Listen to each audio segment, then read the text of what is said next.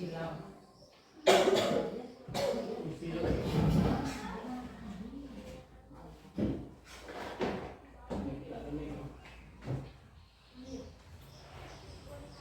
Assalamualaikum warahmatullahi wabarakatuh. Waalaikumsalam warahmatullahi wabarakatuh. Alhamdulillahirabbil alamin wassalatu wassalamu ala asyrofil anbiya'i wal mursalin wa ala alihi wa sahbihi ajmain amma ba'd. Yang sama-sama kita hormati yaitu Bapak Kepala Sekolah yaitu Bapak Haji Rahman SAG dan yang kita hormati Ibu Asma selaku CPD dan majelis guru Bapak Ibu semuanya. Baiklah, untuk siang hari ini saya sebagai pembawa acara akan menyampaikan susunan acara pada siang hari ini, yaitu acara yang pertama pembukaan, acara yang kedua yaitu menyanyikan lagu Indonesia Raya yang nantinya akan dibawakan oleh Ibu Irwati, dan selanjutnya kata sambutan dari Bapak Kepala Sekolah, dan yang terakhir penutup yang akan diisi oleh Bapak Haji Zulfahmi. Baiklah, untuk mempersingkat waktu kita masuki acara yang kedua, yaitu menyanyikan lagu Indonesia Raya yang akan disampaikan. Di sini berapa ke depan? Silahkan ke depan. Bapak Ibu semuanya akan berdiri. Hiduplah Indonesia Raya.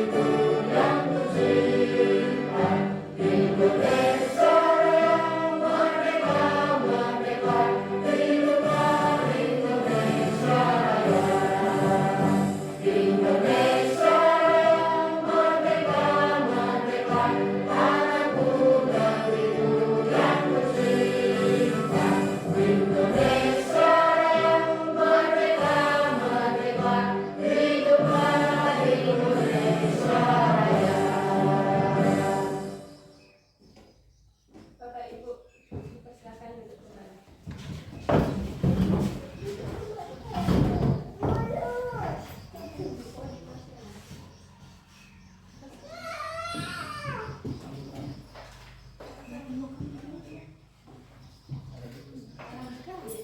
Kita masuki acara selanjutnya, yaitu kata sambutan dari Bapak Kepala Sekolah kepada Bapak Haji Rahman SAG. Dipersilakan. Assalamualaikum warahmatullahi wabarakatuh. Waalaikumsalam warahmatullahi wabarakatuh.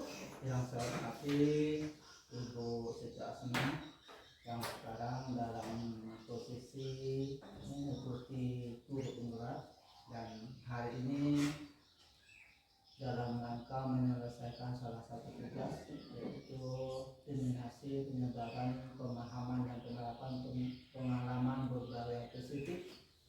Dan ini kalau dilihat dari materi-materinya sangat menarik dan sangat bagus, yang kita akan nanti ikuti bersama-sama. Pengalaman beliau nanti bisa ditularkan ke guru-guru lain, terutama nanti dalam agenda kita, yaitu di dalam bulanan kita ada namanya itu Komber itu kita akan membahas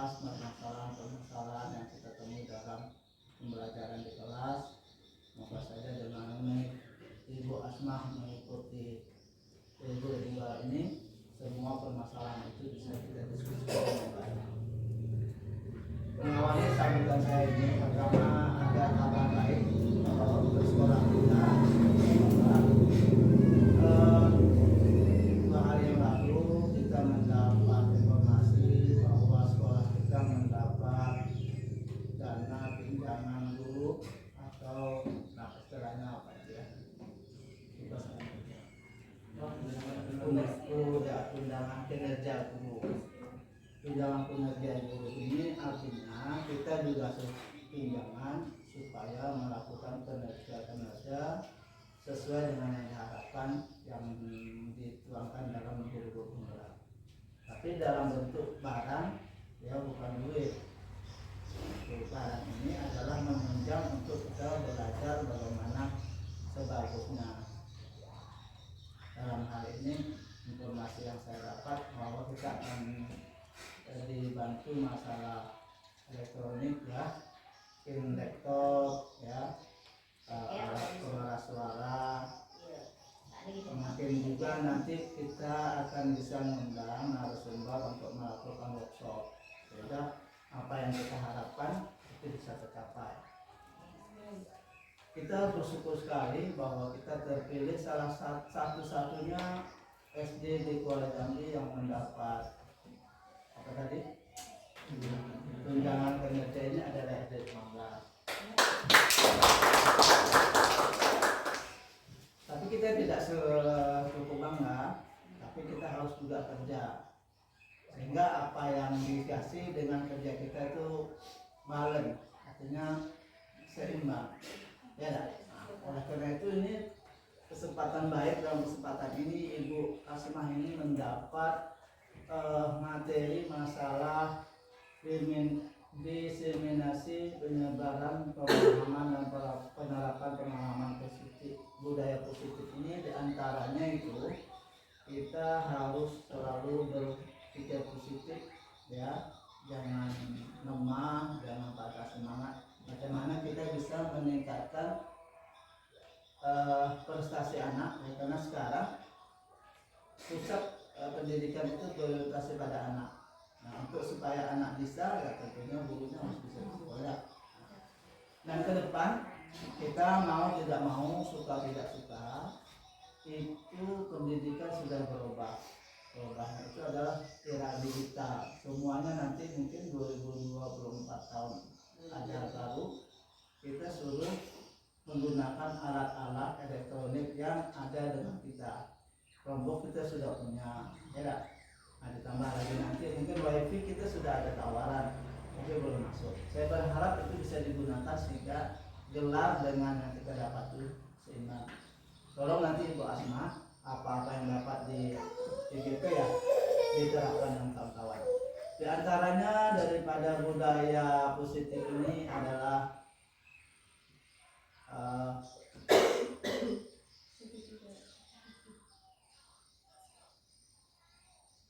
disiplin positif. Disiplin positif ini kalau selama ini mungkin yang maaf termasuk saya lah Pak. Kita ini baru mau kerja sedang disiplin kalau ada atasan. Termasuk saya juga mungkin kalau ada orang bilang selalu disibuk-sibuk. Ya. Apa disiplin ini tidak ada atau tidak ada atasan, kita bekerjalah sesuai dengan tugas kita. Nah, kita tidak mengharapkan penghargaan itu kan, tapi kita bekerja sesuai dengan tupoksi kita. Nah, mudah-mudahan ke depan dengan berpikir positif, bekerja positif, ya kita harapkan itu yang kita dapatkan itu kita bisa bertanggung jawab. Yang kedua, apa namanya? Mari sama-sama nanti Pak Ibu Asma bantu kawan yang belum mahir lah. Saya sudah bisa belum mahir di kita, tolong dibantu ya. Nah, umpamanya ngisi lapor itu kalau bisa ke depan itu masing-masing sekolah sudah bisa ngisi lapornya sendiri. Tidak, kalau tidak tahu bertanya ya. Ada masalah selalu kita diskusikan. Karena salah satu untuk memecahkan masalah itu adalah berdiskusi, bermain, kolaborasi. Karena tidak ada sesuatu yang bisa diselesaikan sendirian, apalagi di sekolah. Di sekolah itu ada istilahnya ada 3T ya. 3T itu kalau bahasa saya itu ada murid, ada guru, ada kepala sekolah, ada wali murid. Semuanya itu harus kerjasama. Kepala sekolah kerjasama dengan guru, ya, guru bekerjasama dengan murid. Kepala sekolah juga harus didukung oleh orang tua murid. Kita bayarnya orang tuanya tidak setuju susah juga. Jadi kita harus kompak, Pak sekolah kompak, gurunya kompak, muridnya mau, orang tuanya mendukung, sehingga apa yang kita cita-citakan itu berhasil. Mungkin karena arahan saya sementara, karena setelah ini kita kan ada rapat kajian, ada rapat kenaikan kelas dan sebagainya. Dan akhirnya saya minta kepada Ibu Asman, setelah nanti selesai atau dalam keadaan proses juga nggak perlu nunggu selesai, apa yang didapat di sana bisa ditularkan dengan kawan-kawan. Karena setahu saya moto dari guru penggerak itu adalah bergerak dan menggerakkan. Ya, Asma bergerak dan bisa menggerakkan kawan-kawan termasuk sekolah-sekolah ya. Ini itu harapan saya, mudah-mudahan kedepannya pendidikan kita di sini lebih maju, lebih mengenai sasaran dan dapat menghasilkan anak-anak yang berkualitas. Akhirnya saya tutup arahan ini. Assalamualaikum warahmatullahi wabarakatuh. Waalaikumsalam warahmatullahi wabarakatuh.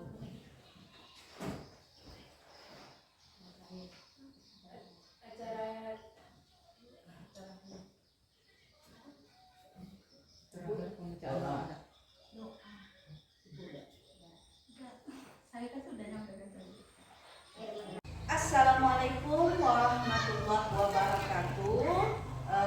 Yang terhormat Bapak Kepala Sekolah SD Negeri 15 Kuala Lagan, kemudian Bapak Ibu para majelis guru SD Negeri 15 Kuala Lagan, Kecamatan Kuala Jambi, Kabupaten Tanjung Jabung Timur.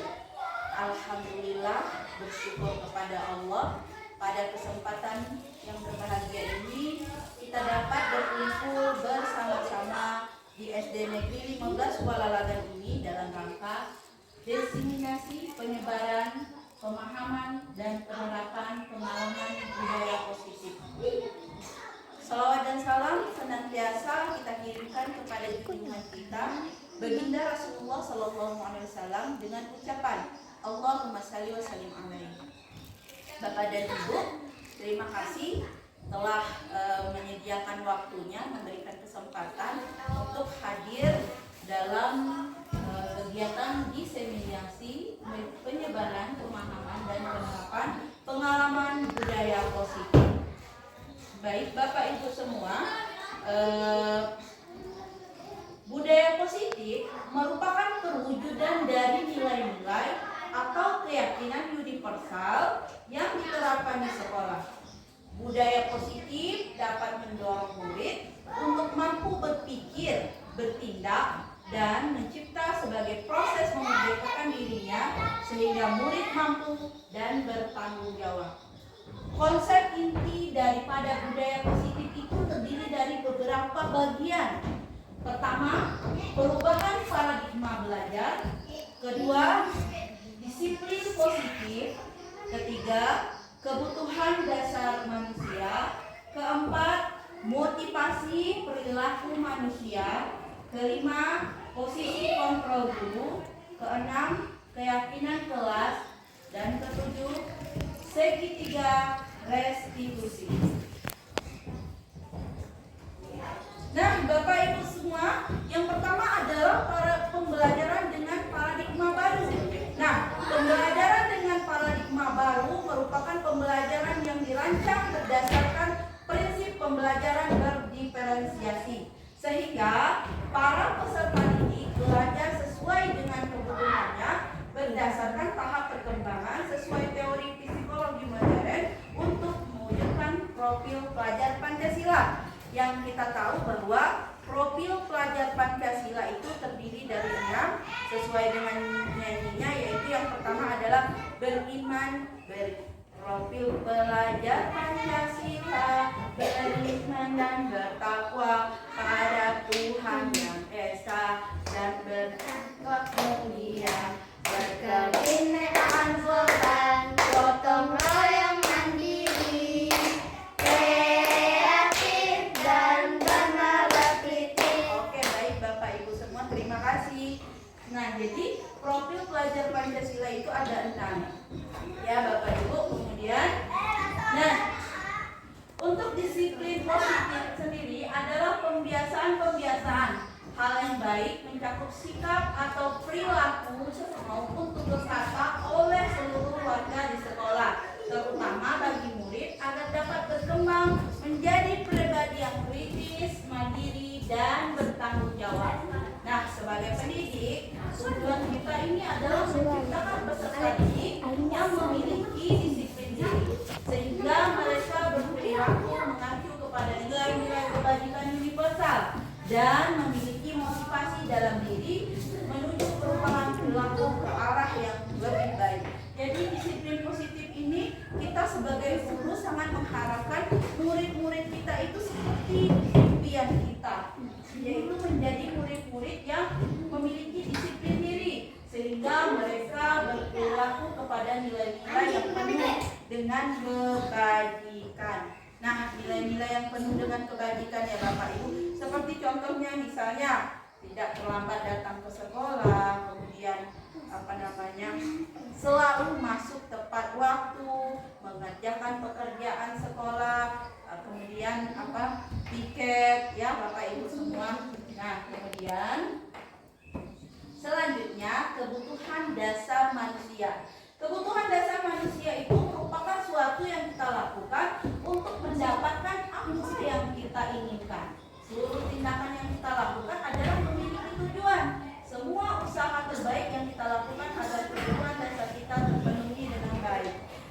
Kita pikir mungkin kebutuhan kita hanya makan ya Bapak Ibu, kemudian pakaian ya, atau rumah. Nah, tapi tidak. Kebutuhan kita itu sangat banyak sekali ya. Salah satunya ya makan itu merupakan kebutuhan, tetapi bukan hanya itu saja. Yang lainnya juga banyak. Kemudian posisi kontrol guru. Nah, kita ini sebagai guru, posisi kontrol kita itu ada sebagai penghukum. Jadi kita sebagai guru ya, dahulu sebelum kita belajar tentang posisi kontrol guru, kita sering kalau misalnya anak berbuat salah langsung kita hukum. Kemudian membuat merasa bersalah. Kemudian ada juga teman, ada juga pemantau, dan terakhir adalah manajer. Nah, Bapak Ibu semua, saya akan memberi contoh-contoh bagaimana yang penghukum itu. Baik Bapak Ibu, nah ini adalah contoh penghukum. Nada suara tinggi, kemudian bahasa tubuh sambil mata melotot, jari menunjuk-nunjuk dan kaki. Misal contoh nih, besok terlambat datang ke sekolah. Jadi pas besok masuk, terus kita langsung marah nih. Besok nih terlambat terus datang ke sekolah. Kenapa? Gitu. Dengan mata kita yang melotot, kemudian kita marahi, kita hardik dia. Nah, bagaimana perasaan murid ya bila guru berbicara seperti itu pada saat murid datang terlambat? Tentu saja murid menjadi sedih dan juga malu ya. Nah, murid juga marah, dendam, dan bersifat agresif. Bisa jadi sesudah kembali duduk, murid tersebut akan mencoret-coret bukunya atau meja tulisnya. Lebih buruk lagi, sepulang sekolah, murid melihat motor atau mobil Bapak Ibu guru dan akan menggores kendaraan. Itu bisa saja terjadi ya Bapak Ibu sekalian. Nah, selanjutnya contoh kasus yang kedua adalah pembuat merasa bersalah. Nada suara memelas, kemudian halus, sedih, bahasa tubuh merapat pada anak-anak, kemudian lesu. Nah, contohnya adalah, "Adik, kamu ini bagaimana ya? kamu sudah berjanji dengan ibu tidak akan datang terlambat lagi. Kamu kenapa ya senang sekali mengecewakan ibu? Ibu benar-benar sekali kecewa sekali sama kamu, Adi. Nah, bagaimana Bapak Ibu kalau misalnya kita perasaan murid bila ditegur dengan cara seperti itu? Nah, tentunya murid tersebut akan merasa bersalah telah mengecewakan ibu atau bapak gurunya. Murid akan merasa menjadi orang yang gagal dan tidak sanggup membahagiakan orang lain. Kadangkala sifat seperti ini lebih berbahaya sebenarnya daripada penghukum tersebut, karena emosi akan tertanam rapat di dalam. Murid menahan perasaan, tidak seperti murid dengan guru penghukum, di mana murid bisa mengekspresikan amalannya. Itu ternyata ini lebih berbahaya daripada penghukum Bapak Ibu ya, karena mungkin emosi dan amalannya tidak keluar, tidak seperti yang penghukum tadi bisa meledak-ledak ya, bisa mengeluarkan amalannya. Tapi kalau ini pembuat rasa bersalah ini, rasa bersalahnya tertanam di dalam hatinya masing-masing ya Bapak Ibu. Kemudian ini adalah sebagai teman, fungsi kontrol tadi sebagai teman. Kalau sebagai teman bagaimana Bapak Ibu? Nah, nada suaranya ramah, akrab, bercanda, bahasa tubuh merapat pada murid, mata tersenyum jenaka. Misal contohnya ini Bapak Ibu, misalnya, Adi, ayolah, bagaimana sih kamu? Kemarin kamu kan sudah janji ke Bapak, kenapa terlambat lagi? Sambil ketawa ringan. Ya sudah, tidak apa-apa dulu ya, nanti Pak Guru bantu kamu, misalnya sambil tersenyum-senyum. Nah, bagaimana perasaan murid dengan sikap guru seperti ini? Tentu saja ya Bapak Ibu, murid akan merasa senang dan akan akrab dengan guru ini, termasuk dampak yang positif. Hanya saja ada negatifnya. Ada juga Bapak Ibu guru negatifnya. Apa negatifnya? Negatifnya murid merasa bergantung kepada guru tersebut, alias jadi manja muridnya Bapak Ibu. Nah ya, kemudian ada lagi sebagai pemantau. Nah, sebagai pemantau itu nada suara datar saja, kemudian bahasa tubuh juga formal. Contoh, nah, misalnya Adi, tahukah kamu jam berapa kita memulai?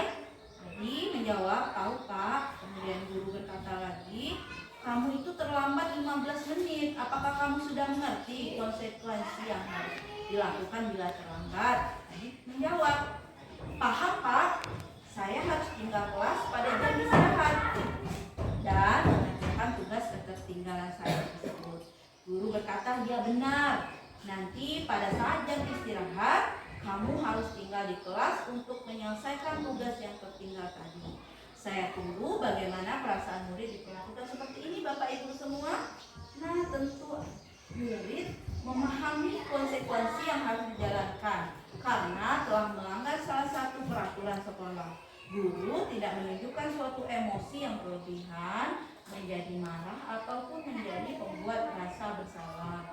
Murid tetap dibuat tidak nyaman, yaitu dengan harus tinggal kelas pada waktu jam istirahat dan mengerjakan tugas. Guru tetap harus memantau murid pada saat mengerjakan tugas di jam istirahat karena murid tidak bisa tinggal seorang diri. Selanjutnya Bapak Ibu semua, manajer ya, fungsi kontrol manajer. Kalau fungsi kontrol manajer itu nada suaranya tulus, bahasa tubuhnya tidak kaku, kemudian mendekat kepada murid. Contohnya ya, Adi, apakah kamu mengetahui jam berapa sekolah dimulai? Adi menjawab, tahu Pak, jam 7, kata Adi. Kemudian, ya jadi kamu terlambat dong. Kira-kira bagaimana kamu akan memperbaiki masalah ini? Adi, saya bisa menanyakan teman saya Pak untuk mengejar tugas yang tertinggal. Baik, itu bisa dilakukan. Apakah besok akan ada masalah untuk kamu agar bisa hadir tepat waktu di sekolah? Tidak Pak, saya bisa hadir tepat waktu. Baik, saya hargai usahamu untuk memperbaiki diri. Bagaimana perasaan murid ketika diperlakukan demikian Bapak Ibu ya. Nah, saya ada contoh dari kegiatan tersebut, dari fungsi kontrol manajer tersebut akan saya tampilkan di sini ya Bapak Ibu sekalian.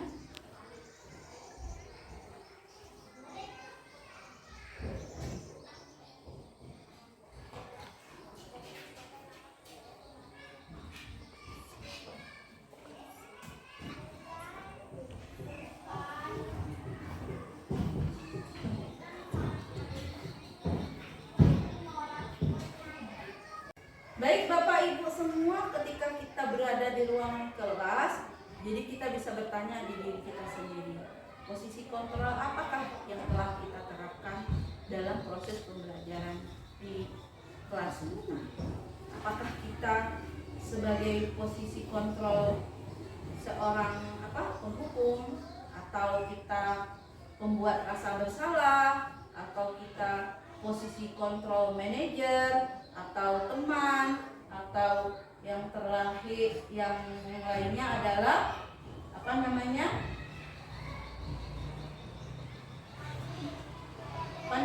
pemantau ya Bapak Ibu. Nah, itu kita bisa tanyakan kepada diri kita sendiri.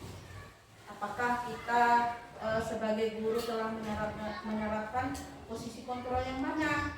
Nah, kalau menurut saya pribadi, posisi kontrol manajer itu sudah sangat bagus karena menggunakan segitiga restitusi. Artinya murid tersebut ditanya terlebih dahulu kesalahan apa yang telah dibuat, tidak serta-merta saling menyalahkan ya. Kemudian yang pertama, segitiga restitusi itu menstabilkan identitas. Yang kedua, validasi tindakan yang salah. Yang ketiga adalah menanyakan keyakinan kelas. Nah, Bapak Ibu semua, adapun keyakinan kelas merupakan kesepakatan kelas yang diyakini bersama guru dan murid dengan harapan dapat meningkatkan kedisiplinan murid. Keyakinan kelas berupa pernyataan universal, dibuat dalam bentuk positif dan bersifat abstrak. Keyakinan kelas hendaknya tidak terlalu banyak sehingga mudah diingat dan dipahami. Semua warga kelas ikut berkontribusi dalam pembuatan keyakinan kelas lewat kegiatan menyuarakan pendapat. Nah, untuk keyakinan kelas ini itu Bapak Ibu semua tentu sudah menerapkan di kelas ya bagaimana proses pembuatan. Yang pertama, kita diskusi terlebih dahulu dengan peserta didik. Kita diskusi kapan waktu yang tepat untuk kita diskusi membuat keyakinan kelas tersebut. Nah, setelah kita dapat waktu kapan pembuatan keyakinan kelas tersebut, baru kita mengajak siswa untuk ini loh keyakinan kelas mana yang kalian inginkan. Nah, masing-masing siswa silakan menulis di kertas kertas kecil atau menulis di buku tulisnya sendiri. Kemudian setelah itu kita kumpulkan, kita pilih keyakinan kelas mana yang sekiranya mau diterapkan. Nah, setelah dapat, kemudian baru kita akan membuat merefleksikan keyakinan kelas mana yang akan diterapkan di kelas. Nah, baru murid akan melaksanakannya. Baik Bapak Ibu semua. Kemudian untuk segitiga restitusi. Segitiga restitusi itu adalah fungsi kontrol manajer tadi. Yang pertama yaitu menstabilkan identitas. Jadi segitiga restitusi ini adalah suatu proses dialog yang dijalankan guru atau orang tua agar dapat menghasilkan murid yang mandiri dan bertanggung jawab. Segitiga restitusi ini membantu murid memiliki tujuan disiplin positif dan memperbaiki dirinya setelah berbuat salah. Restitusi bukan untuk menebus kesalahan, namun untuk belajar daripada kesalahan tersebut. Nah, yang pertama dilakukan adalah ketika murid berbuat kesalahan. Kalau kita memakai segitiga restitusi, yang pertama adalah menstabilkan identitas. Ditanya dulu, misalnya kenapa berbuat seperti ini, begitu kan? Kemudian baru validasi tindakan yang salah. Nah, setelah itu baru menanyakan keyakinan. Nah, selanjutnya menstabilkan identitas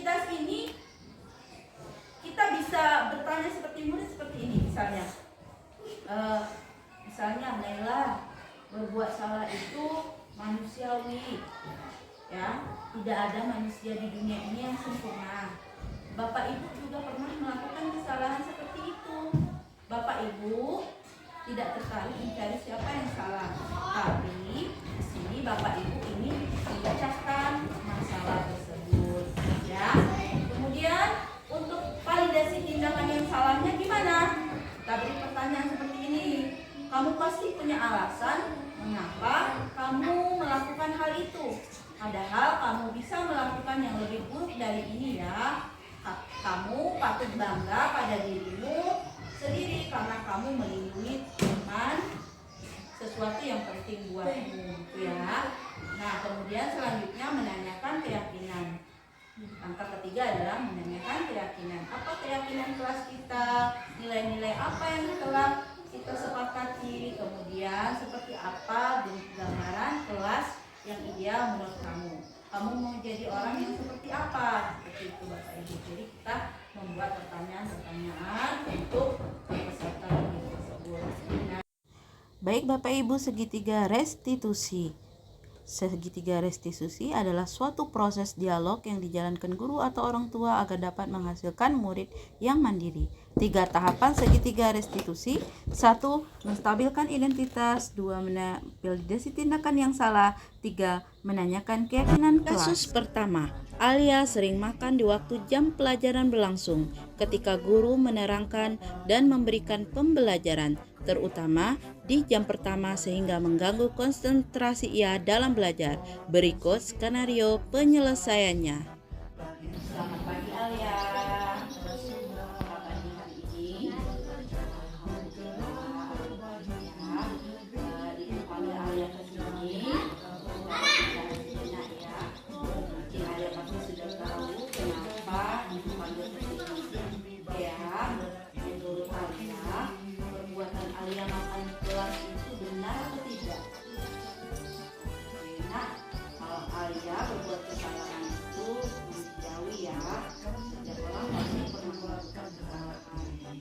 Penting bagaimana kita belajar dari kesalahan tersebut dan berusaha untuk tidak melakukannya lagi.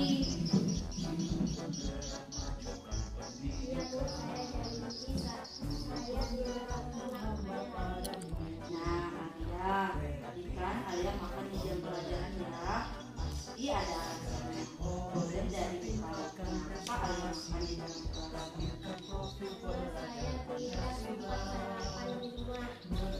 Oh, begitu. Ini Alia usahain, ya, berangkat ke sekolah terlebih dahulu.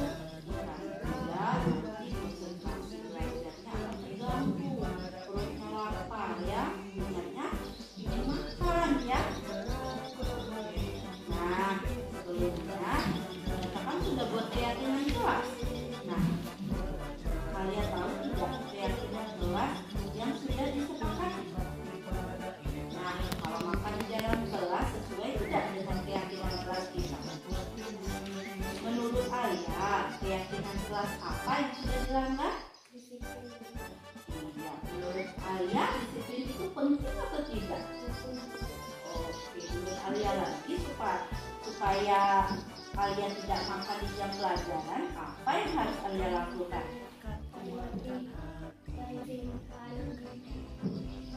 Sarapan di rumah. Ya, baiklah.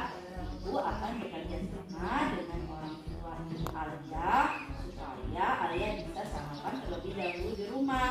Jadi di jam pelajaran Alia tidak makan lagi, ya. Nah, sekarang Alia boleh kembali ke kelas. Oke? Assalamualaikum warahmatullahi wabarakatuh. Nama saya Alia, kelas 4. Terima kasih Ibu Guru telah mengajak saya diskusi. Saya akan mencari solusi agar saya berjanji agar tidak akan makan di kelas lagi. Saya akan sarapan di rumah. Kasus kedua, Salsa sering datang terlambat sehingga banyak pelajaran yang tertinggal. Berikut skenario penyelesaiannya. Pagi anak ibu, apa kabarnya hari ini? Alhamdulillah. Anak ibu panggil ke sini karena tadi ibu mendengar laporan dari guru tiket, kamu sering datang terlambat ya? Menurut ingatan kamu nih ya, sudah berapa kali kira-kira kamu datang terlambat? Nah, sering terlambat itu suatu kesalahan bukan? Baik, Salsa, berbuat kesalahan itu manusiawi ya. Setiap orang pasti pernah berbuat kesalahan. Yang terpenting bagaimana kita bisa belajar dari kesalahan tersebut dan berusaha untuk memperbaikinya. Setuju? Salsa, ayo kita cari solusinya bersama ya. Nah, Salsa kan datang terlambat itu pasti punya alasannya. Nah, kenapa Salsa sampai datang terlambat?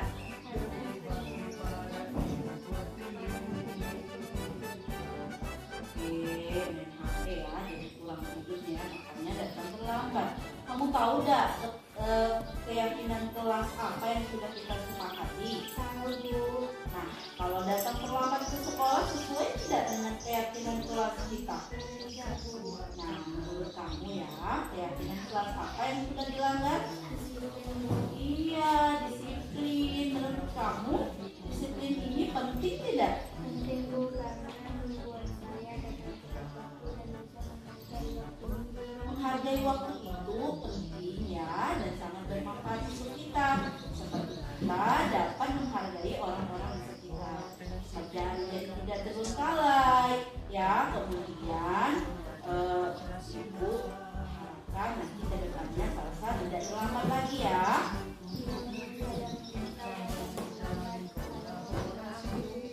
Oke, baik. Nah, supaya Salsa tidak datang terlambat, apa yang harus Salsa lakukan? Oke, untuk kedepannya ibu akan bekerja sama dengan orang tua Salsa ya. Salsa tidak datang terlambat lagi ke sekolah. Oke, baiklah, sekarang Salsa boleh kembali ke kelasnya. Oke, silakan Salsa. Assalamualaikum warahmatullahi wabarakatuh. Nama saya Safira, kelas 4. Terima kasih Bu Guru, saya senang sekali sebagai adik diskusi untuk menemukan solusi atas kesalahan yang saya buat. Saya tidak akan mengulangi supaya tidak terlambat datang ke sekolah. Bergerak berbagi untuk negeri kita. Nah, demikian Bapak Ibu, sekiranya disiplin positif yang saya lakukan semoga